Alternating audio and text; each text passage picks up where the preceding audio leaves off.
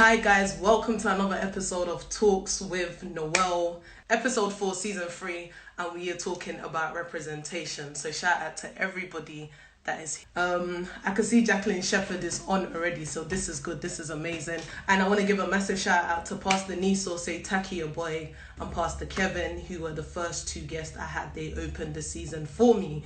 So yes, today we're going to be talking about representation. And I'm excited. I remember when I spoke briefly, we touched on it briefly in season 1 or season 2. Thank you, Angie. Happy belated African Day or Africa Day. Yeah. So because of African Day, I thought I might as well represent, So shout out to the Africans that are locked in. Yeah, so we briefly touched on this topic in season 1, I think, when we spoke quickly about how it might be hard to get into certain areas or certain fields because nobody that looks like you is there already. So for you to get there, it might be harder because it's like, okay, I want to get here. For example, you might be looking to get into a corporate company, but there's only white people that work there, or the majority or those that are in a high position are white. So you're looking and you're thinking, how do I get in? How do I fit in? All of that stuff. So we're going to talk about it quickly.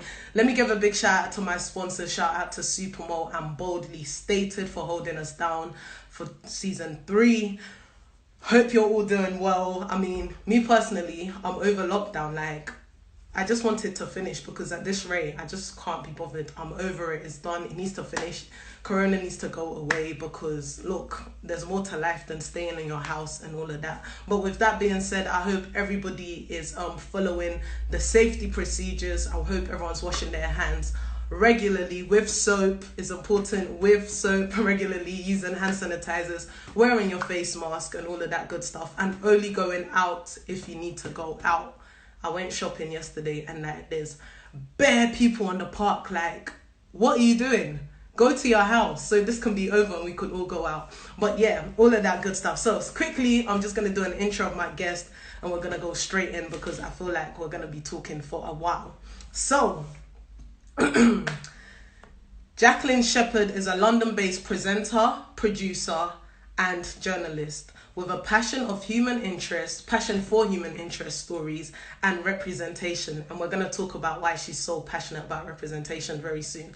As a lead anchor on Sky One's WhatsApp TV for 8 years, Jacqueline reported stories on sudden unexpected deaths and epilepsy, gay marriage in the Northern Ireland, FGM, and study drugs. This is intriguing. The recent NCTJ graduate, she graduated in January 2020, so shout out to Jacqueline Shepherd. Jacqueline is carving out a role for herself, telling inspiring motivational stories of underrepresented winning women, some of which can be found on her podcast, Taking the Leap. Me personally, I was listening to her podcast yesterday and it is amazing. LEAP is an acronym, so she's going to tell us what it is once she comes on. Jacqueline has worked with and is affiliated with Sky One, BBC, WhatsApp TV, and Trace TV, to mention a few. Some of you might also know Jacqueline Shepherd. When she comes on and she starts speaking, some of you might recognize her voice because she is the lady that does the voiceover for Sainsbury's festive season. So you go into the shop and it's like, hello, welcome to Sainsbury's, blah, blah, blah, blah, blah. Yeah, that's basically her. So I think she's on. So I'm just going to get her on. We're going to go straight into it. Straight into it. I don't want to waste any time today. So, hello! Hello. How are you doing today? I'm fine, thank you. You're making me laugh with what you're talking about lockdown and everything else. And then my connection went for a minute. And so I knew that I wasn't at live speed and pace with you. So I was like, oh gosh, I'm I'm behind. But anyway, I'm here. So thank God, praise Jesus. I'm happy you're here. I'm happy the network is working. Okay, quickly, before we even go into representation, I must ask, how did you get into your industry? Because you have affiliations with some of the biggest media houses in the UK, including BBC Radio London. So how did you get into the industry? Well, you mentioned my podcast just now in your intro, and you mentioned the acronym. So we might go into it, but the reason I created the acronym was to help me to describe my journey into media. And Okay. so we've all heard the expression about taking the leap into, I don't know, into whatever. You might take the leap and go on holiday. You might take the leap Yeah. and ask that boy out. You might take the leap in so many different things. Do you know what I mean? Yeah. I took the leap in my career. And when I was trying to describe this for an audience, Hmm. and now I'm beginning to talk more about myself. I'm used to doing the interviewing, not being the interviewee. I know you. So I needed to create a formula that helped me to describe my experience and my journey into media. So that exact question. Uh-huh. So I was thinking about it, and actually, it was essentially listening to my inner voice, because I got into media later than anticipated. Yep. I don't mean to blow my own trumpet, but I'm probably a little bit older than people think, and Yeah. and so it took me quite a few years to, having Yes. had a career in the charity sector, I worked in Hmm. recruitment for a number of years, but I listened to my inner voice, and I realised that I had always wanted to work in media. Clues had been there for when I was a little girl, and Yeah. so the first step was listening. The next step was equipping myself. So Hmm. I saved up and equipped myself financially. I was doing recruitment, so I was earning a few bob, and so I was able to, get some money together so that I could sustain myself, Yes. because I knew I would take a pay cut and Hmm. probably have to work for free, which is one of the barriers to getting into the industry. But I Yeah. equipped myself financially. I was working in the type of job that enabled me to do that. But again, we'll come back to that, I'm sure. Hmm. And so I didn't beg, borrow, and steal, but I begged a lot. And I borrowed people's ears, and I asked people if they knew anyone who knew anyone. I didn't know anyone Yeah. who worked in media directly, Uh-huh. but essentially I ended up, through a friend, having a chat with another mutual friend who basically didn't give me much hope, but then sent me a message the following day saying, actually, my brother needs a runner, an extra pair of hands. He's doing something on Monday. Yeah. And that turned into an opportunity which I made the most of. And I can say that 10 years later, I still work with that particular organisation. So I started off Wow. just making the teas, grabbing whatever was necessary. And Uh-huh. I work as a talent producer for that particular organisation now, Hmm. Matchbox TV, working on premieres and stuff. But that first opportunity and just being exposed and being able to sell myself, because I'd been a recruitment consultant, so I was able to talk myself into other non-paid, I will add, Yeah. opportunities. But eventually I had enough non-paid opportunities to help create a good enough show reel that Hmm. meant that I was in the right place to then be considered for paid opportunities. And it kind of went from there. So in terms of the acronym, I've mentioned listen, I've mentioned equip. So Yep. LEA stands for action. So I don't advise it necessarily, but I quit my job to go for it. And P is standing for patience, because it doesn't happen overnight. And I've been working in the media industry for a very long time, for about 10 years. As you Wow. mentioned in my intro, I just went and got some training, like literally just finished training in January. Yeah. So even now, I'm still learning, I'm still growing, Hmm. and still discovering who I am within the media landscape.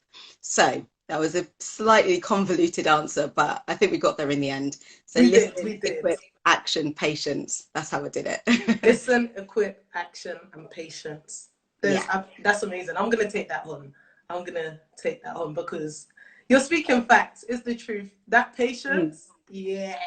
Yeah, it's necessary. And I think the thing is, even compared to 10 years ago when I was Yeah. starting out, our concentration and patient levels have just gone down. They've diminished. We can only watch a Hmm. video for 2 minutes. Once True. upon a time, we used to be able to watch things for, and I'm sounding ancient now, but it's true. Our concentration levels have just kind of gone down. The way in which we're able to I don't know, just fixate on something has diminished somewhat over the years, because we can have everything so quickly at the Yeah. click of a fingers or the click of a button. So that patience is not to be underrated. And there are so Hmm. many people that I've met along the way, and I know that they are doing their thing, because I Yeah. saw them 5, 10 years ago. They were going for it at that point as Hmm. well. Hmm. So overnight success does happen, but it's the exception, it's not the rule. Yeah, Yeah, and the action bit, you know, it's all very well talking about something, but you have to do it. If you don't take that's action, it. then you're not going to get anywhere. You're not going to achieve. So the listening is important because I think we often hold ourselves back. We often sabotage ourselves and Hmm. listening to Hmm. the inner voice, equipping yourself because you need the training sometimes, or the finances, or Hmm. the support, might be mental support, the Yeah. action, and the patience. Okay, I'm going to Okay. stop on that now. Thank you, thank you. You've gone straight into my Like I next said, I'm question. not So now, normally the interviewee, so I can't, you know, you have to reel me in. I know that feeling. Okay, so let's go into representation. Yeah. Where did your passion for representation come from? Because I know when I tweeted it today and you retweeted it and you said a lack of representation can start to affect how you feel about yourself from a young age. So tell Mm. me where the passion for representation came from for you. Yeah. So I'm not an expert. I'm an Hmm. armchair expert, you know. Yeah, I have sat on multiple panels, chaired panels, which are yeah, often talking about inclusion and therefore representation in some way, shape, or form. And yes. so as a, you know, it's almost through osmosis, but also as I have navigated my way through the industry, and you start to realize that, you know, the numbers of people who are anything like you, whether it's background, the way that you look, your heritage, or Hmm. whatever, your culture, you start to realize that the numbers kind of diminish. And Yeah. so you have to start questioning why that is, you know, what structures are in place that keep certain people Hmm. out and certain people in. And so Hmm. I'm of a certain temperament that it's not okay just to accept that. I want to challenge it. I want to ask questions. I want to help to be part of that change. So I Hmm. started to kind of, you know, realize that people who are in positions of authority and who were decision makers, and who were pulling the strings, so to speak, were not Yeah. always going to be allies. And so Hmm. I almost had a sense of, well, that doesn't really work for me. And I Yeah. want to kind of, it's almost like I've got something to prove now. But more Yeah. importantly, when I was started working with What's Up TV, which you mentioned, which is the Sky One Yeah. program, and I remember being on the bus. I had my hair in a bun, in a afro puff. And I remember seeing a little Yeah. girl who also had her hair in an afro puff, and she was just staring. She was fixated, and I was suddenly thinking, "Oh my goodness!" Like, so this is just when the, you know, just when the natural hair movement was becoming a movement, because it really was a movement. Yeah. And I was thinking, you're seeing a kind of grown up version of yourself.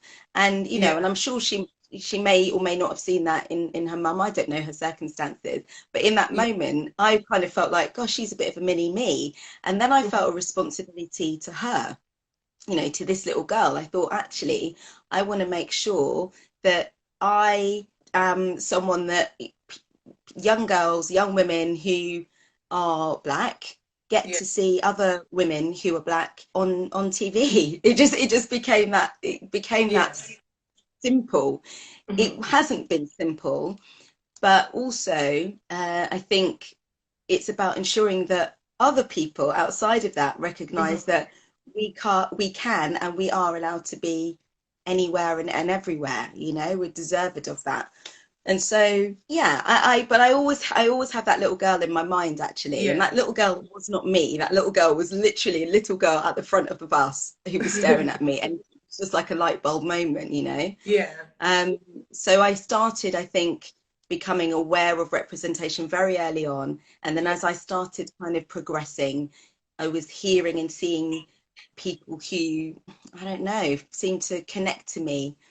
Yeah. And initially, I had my hair pressed, but when I just started leaving my hair naturally, Yeah. again, different people started to gravitate towards me and ask me about my hair, for example. And then Yeah. I started to realize, do you know what?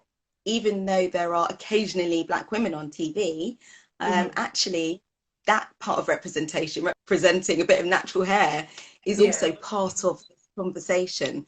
So That's it true. just kind of has grown and grown and grown. Okay. So your passion for representation literally started with you seeing a little girl that looked just like you. And I think that's when I had Sia on the show back in season, I think it was season 2 or season 1, we spoke a little bit Mm. about representation, because she said that she's worked in an office that she's gone in there and she's had natural hair, and her manager was kind of like, your hair's not done today, is it? Like, sort of like, Oh, as in wow. to say, mate, do you wanna go and do your hair? Your hair's a bit messy for the Mm. like type of work that you do. It's a frontward facing office, so we have clients come in and out. So like you said, having the little girl see you like that, she could think, okay, well, if her hair's like that and she's on TV, then I could do it. I Yeah. don't really have to adjust. So let's Yeah. move more into, as you were saying earlier, as you've grown in the industry, you've seen that, you know, Mm. the look people that kind of look like us are diminishing. What would you Mm. say, or what would you say is the course of that? Do you feel like people are now changing how they look naturally to get the job, essentially? No, I think people have always done that. I think as Mm-hmm. in culture, Black people have had to assimilate in Mm-hmm. order to get anywhere. You know, back in the day, that was Yeah. definitely the case. It was, you know, assimilate or stick out and don't get anywhere. So I don't hold any ill meaning to anybody who Mm-hmm. has experienced that. This thinking, in order to get along, I feel like I just need to blend in.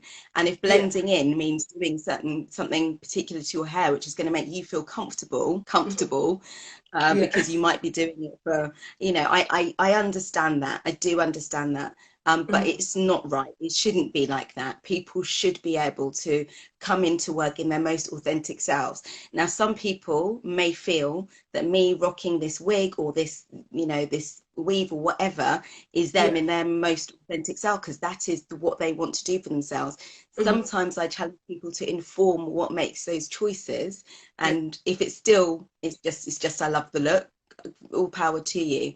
But my thing is, you know, you should also love your naturally authentic look, because Of course. if you don't have that self love, then that's a real shame. That's really sad, and that is, I guess, about the kind of conditioning that has been around us for so many years Mm-hmm. that's prevented us from seeing ourselves and being and feeling comfortable in our own skin, you know? Yeah. So again, still on representation. Okay, people are Yeah, yeah. complimenting your hair. Shan says that Oh, the hair thank is so you. pretty.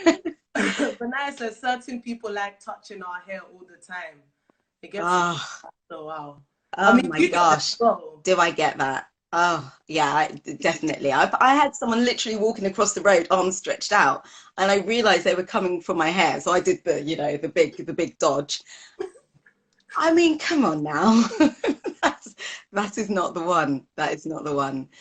Um, That's crazy. yeah, That's it's not crazy. cool. And actually, and you know, as your other guest mentioned about being in the workplace, Yeah. it can be challenging. I've definitely seen posts where people say, you know, you wear your hair one way for an interview and then you rock up on day one with your throw out, and you know, this is yeah, I got the job, I got the thing done. Yeah. But again, why should we feel that we need to do that to our Uh-huh. hair if that's not what we want to do with it? You know, if it is what you want to do, fine, but if it isn't, then you shouldn't feel that way. So I wanted to make sure that while talking about representation, I Yeah. didn't just moan about the lack of understanding and Yeah. the lack of knowledge of people who do come up and touch a hair. And I also Mhm. wanted to offer some solutions. And on the hair front, Yeah. there's an amazing organisation or movement campaign from Project Embrace, Oh, brilliant woman called Lekia Lay, sorry, and she created Project Embrace. And you mhm. may have seen the billboards of Black women rocking their natural hair, be it in an afro, in locks, and Yeah. just beautiful styles. And the campaign that she did last year was about taking your authentic self to work, and being able to rock your natural hair in the Mhm. workplace. And so she had the models who were Mhm. regular gals who were cast for this, and guys Yeah. actually, and they were photographed in a work setting, in a professional work environment with their natural hair, as if to say, this is me being professional, and I happen to have my natural hair. So just wanted to say that there are some great organizations who are Okay. challenging Mhm. that idea, that perspective of what it is to have natural hair in the workplace and representing natural hair in the workplace as a professional style, a professional part of you, just yourself, you know? Amazing, amazing. Okay, let me play devil's advocate for a little bit. How, okay, like you said, some people will do the whole straighten their hair, whatever, go inside, Yeah, get the job, first they roll up with their ass. Someone could yeah. look at that and be like you're a sellout. Do you think it's selling out?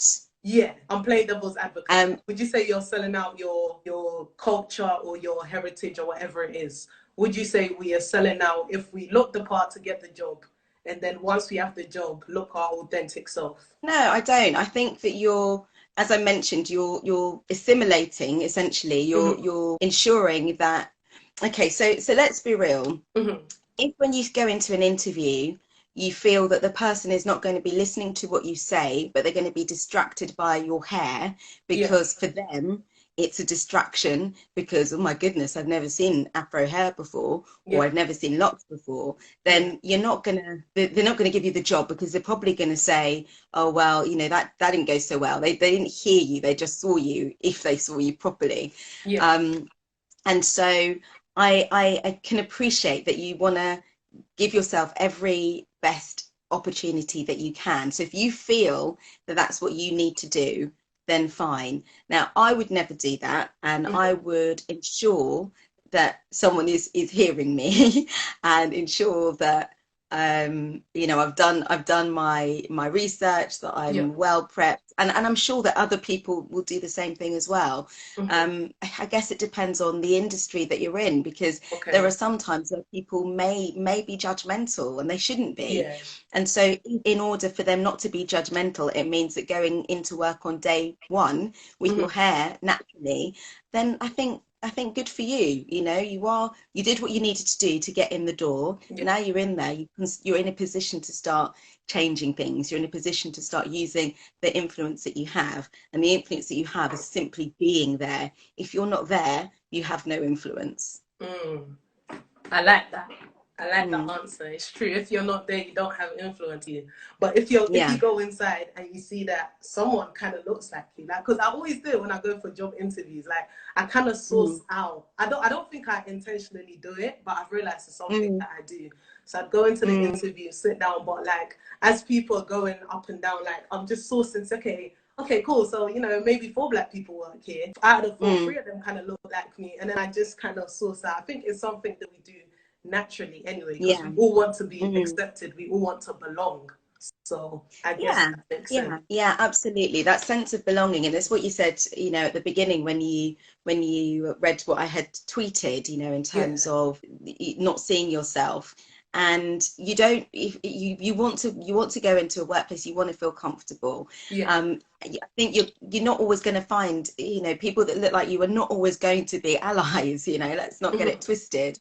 Mm-hmm. However, you know, more often than not, they will have had some shared experiences that you can both relate to, and Mm-hmm. so just knowing that, you know, a work environment is hopefully just is open, is has a diverse thought, is has Yeah. diversity of thought, and you know, it always pays off to have different people, different mindsets, of Mm-hmm. different thinking, because then you're going to appeal to a larger audience, regardless if you're in banking or if you're in TV. You know, you want to reach the masses, and if you're only going to start looking for a certain type of person, then you're never going to achieve that. That's true. And also, Mm. let's talk about in the industry, because like I turn on my TV and primetime Yeah. news, I tend to see, maybe the average white lady or like white male giving us Hmm. primetime news or whatever it may be. So Yeah. as you've progressed through the industry, like working for Mm. Sky, BBC Radio,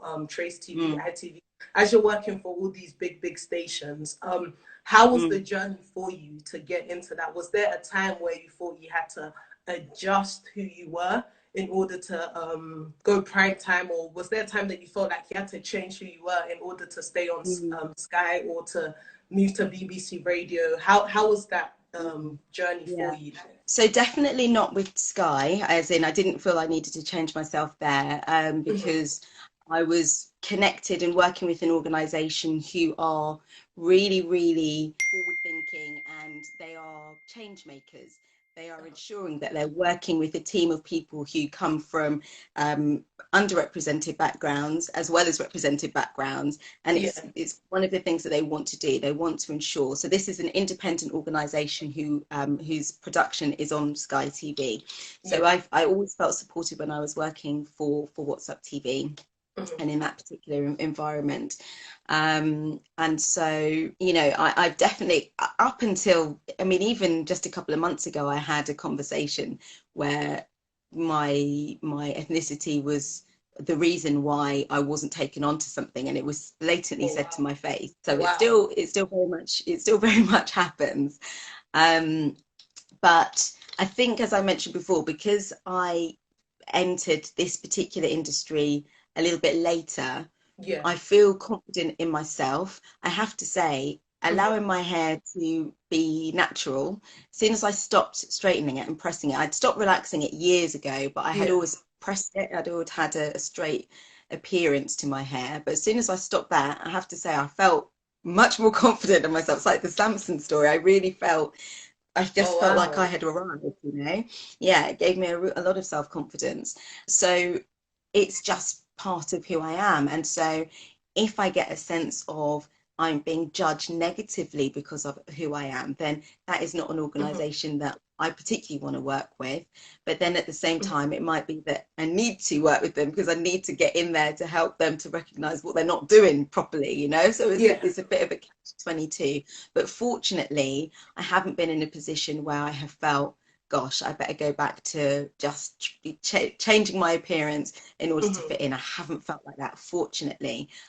It's not to say that others don't, Mhm. but hopefully, just in my mere presence in some of those organisations, if someone walks through the office for an interview or whatever, hopefully, Yeah. as you said, you know, having that little bit of recognition or that reflection of, okay, there's someone who I don't feel completely alienated here, and it does Yeah. make a difference. And not everybody will understand that Yeah. who you know who's on here, but for those of us who do understand that thought process, well, yeah, it does make a difference. Yeah, 100%. 100%. So, yeah. what advice would you give to someone not just trying to get into the industry that we're in, but what advice would you give to somebody wants to who is aspiring to go to an industry where maybe not a lot of people who look like them are in? What advice would you give? Yeah, it is challenging because unfortunately a lot of decision makers, there's this thing of people hiring in their image, you know,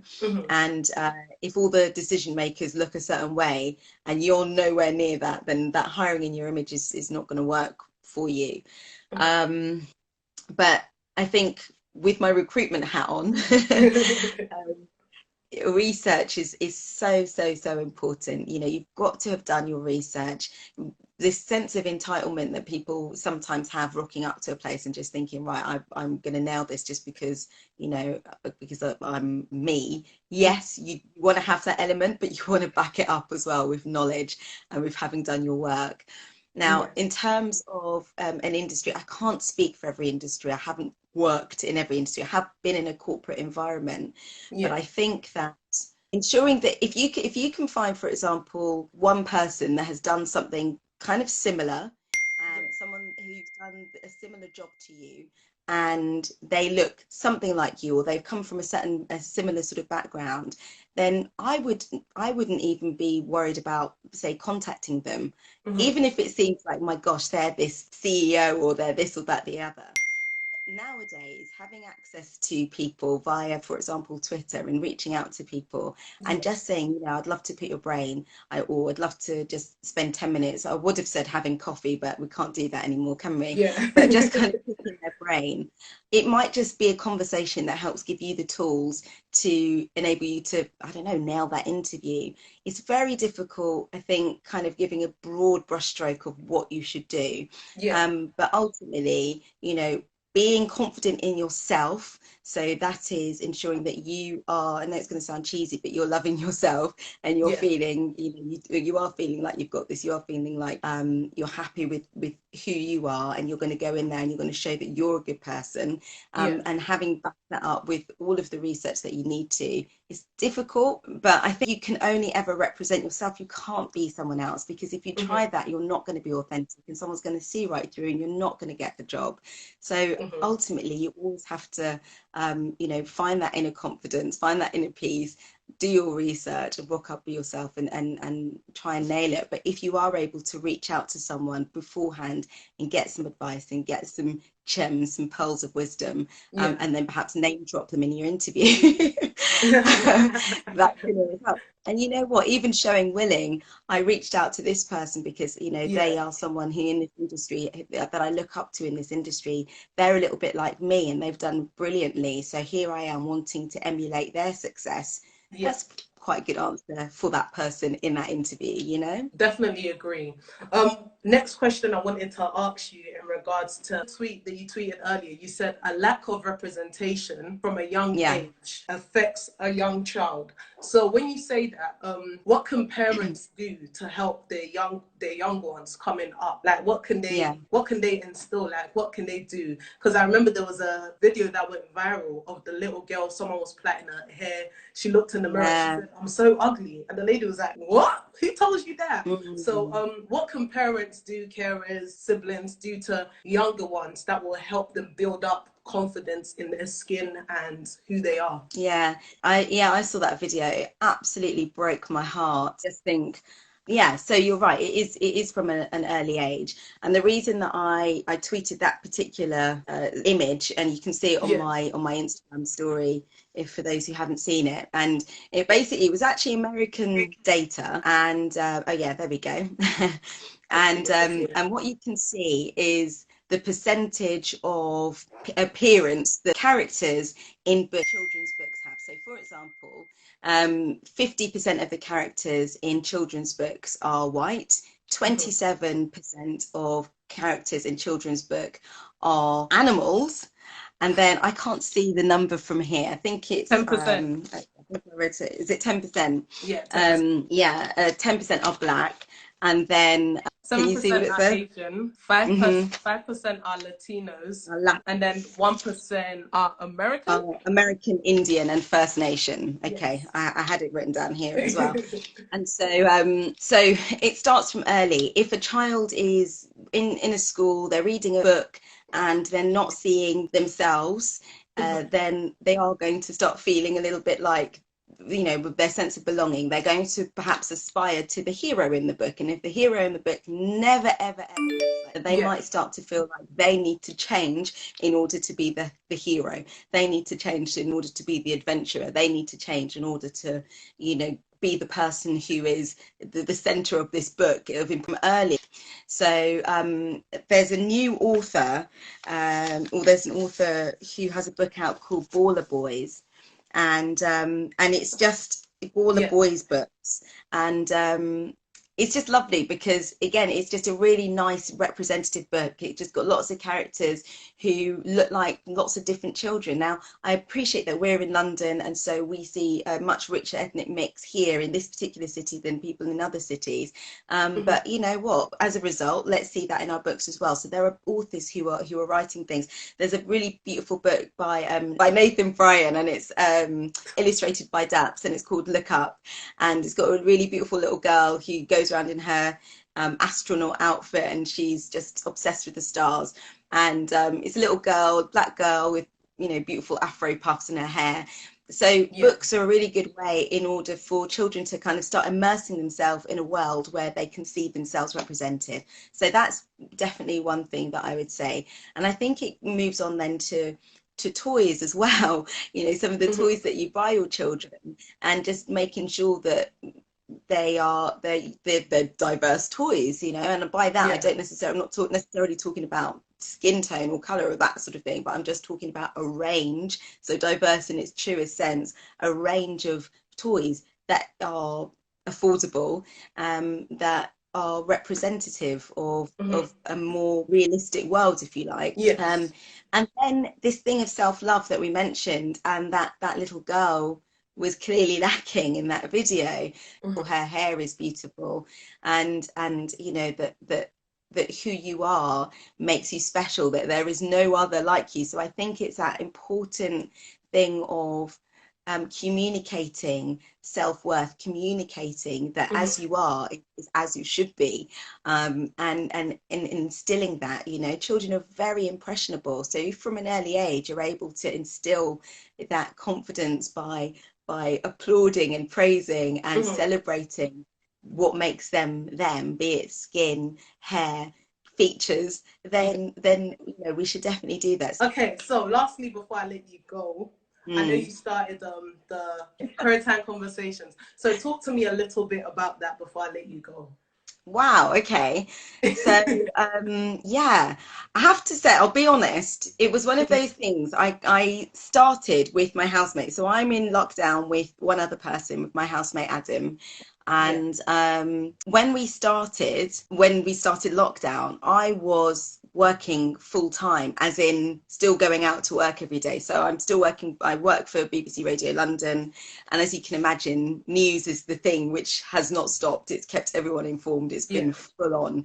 So I was suddenly kind of actually, having not joined there that long ago, kind of slightly thrown in at the deep Hmm. end. I'm loving it now, but yeah. So anyway, I was coming home each day, and my housemate and I were having conversations about what on earth was going on, you know, and Yeah. he we were having very different situations. He was stuck in the house and I was kind of out in this new world.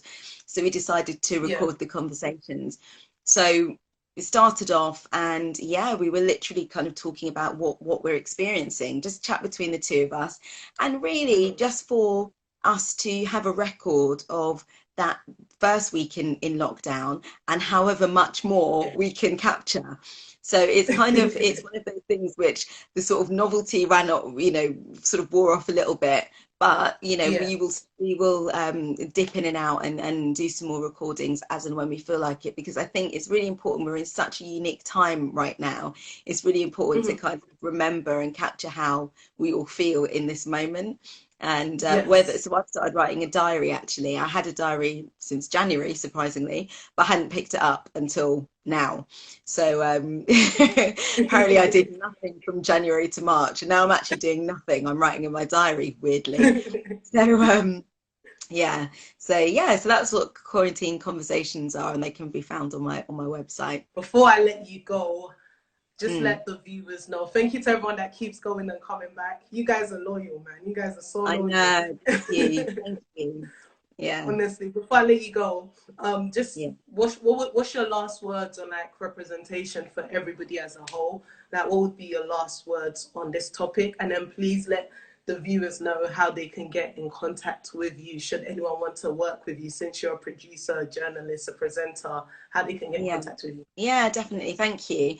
Well, in terms of representation, it's one word, but it's many, many things. It's about ensuring that when you switch on the TV, you get a sense that the people who are making what you are watching Mm-hmm. come from a range of backgrounds. And so what you're seeing, what you're being able to enjoy is representative of you in some way, shape, or form. So if a character comes on who looks something like you, but they're sort of saying something that you would never say, you don't want to have that feeling. So you want to ensure that not only are you viewing, say, for example, diverse content, but if you feel Yeah. that you're not, you're calling it out. So Mm-hmm. Ofcom, who are the regulatory body who make sure and hold to account the media industry, the broadcast industry, they Mm-hmm. do the research on this all of the time. And just to drop a couple of stats quickly before I go, so it's such a massive industry. The five main broadcasters, Sky, Viacom, who own Channel 5, Channel 4, ITV, and BBC.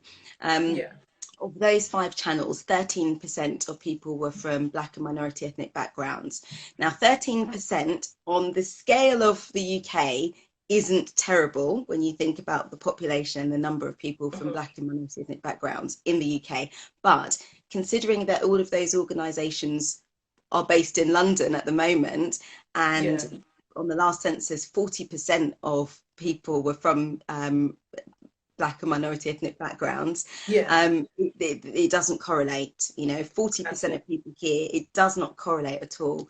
So it's about seeking out information like that and then ensuring that you are writing to Ofcom, that you're calling out, that you're tweeting, that you're letting your voice be heard, that you're getting behind it. organisations. I mentioned Project Embrace. I'll mention Mama Youth Project because they're doing great things.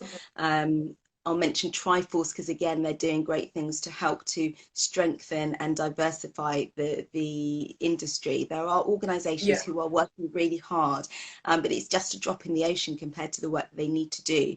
So it's about getting behind organisations like those and ensuring that while you might not necessarily want to work for them, you're helping to buoy them up. You're helping to Yeah. give them the recognition and the platform and the support they need to make their voice louder. So representation is one word, but it doesn't come down to one person. It comes down to all of us making sure that we are not just shouting and moaning, but we're shouting and doing. And that doing, as I Yeah. said, can come in many forms. Yeah, it's really important for how we feel about ourselves. In terms of me, yes, I Yeah. have a website, JacquelineShepherd.com. It's very easy, and you can find out all about what I've been up to, what I've been doing. I've been having a bit of a social media break during this pandemic. I just felt like I needed to have a little bit of needs to be on it less often. I found myself scrolling and falling down a hole 2 hours later. So, but I'm on Twitter a lot. I'm often doing journo requests on Twitter. So if I'm looking for contributors for stories or for that sort of thing, Twitter is where I'll normally do a shout out, occasionally on Instagram as well. So Jax, Jaxx, Sheps, Sheps. So Jax Sheps on everything. So yeah, you can find me on all of the socials and JacquelineShepherd.com. And yeah, that is me. Amazing. Amazing. Thank you so much for honoring my invite. I know you have a busy Oh no, schedule. I know you're not easy to get a thank hold of. you. So thank you so No, much thank for honoring you. my invite. I really, really appreciate it. Once again, thank you so much for joining me. Talks of Noelle, Season 3, Episode 4.